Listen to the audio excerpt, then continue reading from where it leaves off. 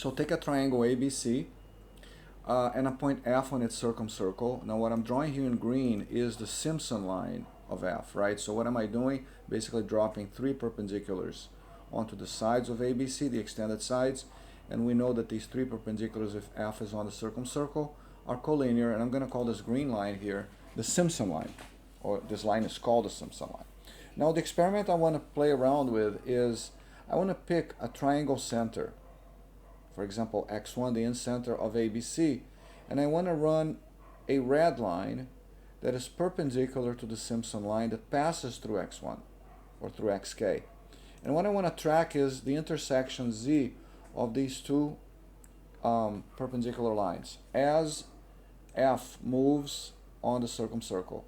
Now in this case here I'm getting a three-petaled rosacea curve, and of course I can alter my XYZ and get different kinds of curves. I think there's even one that is, it's always self-intersected in this case, right? But I'm going to get to the result. You can see the triangle can be obtuse or acute, and you get this sort of asymmetrical rosacea. Petals are of different sizes. Now when you go to x2, so repeating the construction, I'm taking a point on the circumcircle, I'm computing its Simpson line in green, and then I'm computing the perpendicular to green that passes through my desired triangle center, in this case the battery center x2, and then I'm just tracking the intersection of green and red over F on the circumcircle, and I get once again this asymmetric rosacea. Okay, we haven't analyzed it very much because I'm looking for more salient geometric phenomena here. Let's go to x3, the circumcenter. Do I get anything interesting? I don't see anything interesting here yet. Okay, we got this more asymmetric rosacea. It can be non-self-intersecting as such. Okay, however, same is true for x4. You get something that seemingly non-interesting, although yeah, I don't see anything, at least at a first glance here, interesting about the locus of the x4 perpendicular. When you hit x5, something interesting happens. You get a rosacea that is equilateral. Okay, and this is probably a known result because this is such a shallow kind of exploration.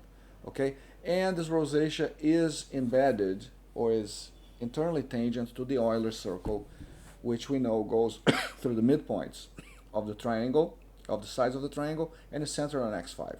Right, so I get this rosacea. It's equilateral.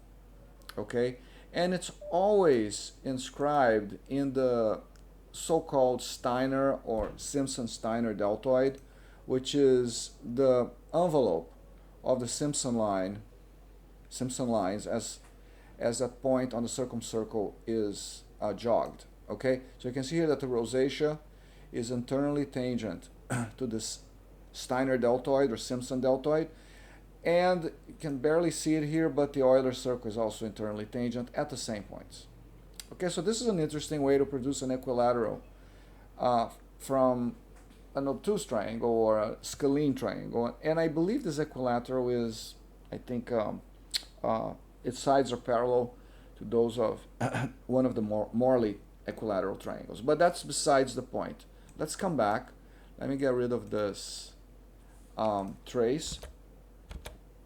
Okay, now x5 is giving me this cool result, right? This equilateral kind of result with the Euler circle, but you get another harmony as you go through x6, x7, x8. You get another harmony. Here's x8. You might say, okay, this is has some symmetry in the tail of this fish-like curve, but it doesn't, right? This torpedo-like curve. You keep going, 9, 10, in an exploratory manner, and when you hit x20, okay, the Longchamps point, x20, you get a very interesting thing, and I would love for any interested viewer to try to prove this property.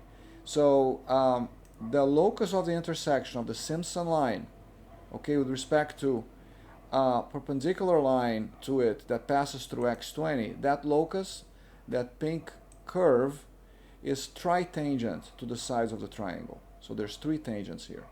This is kind of like a, it's an in-circle of sorts, right? And if I change my ABC, I can make this curve be self-intersected, like so, but the tritangency will continue to be valid.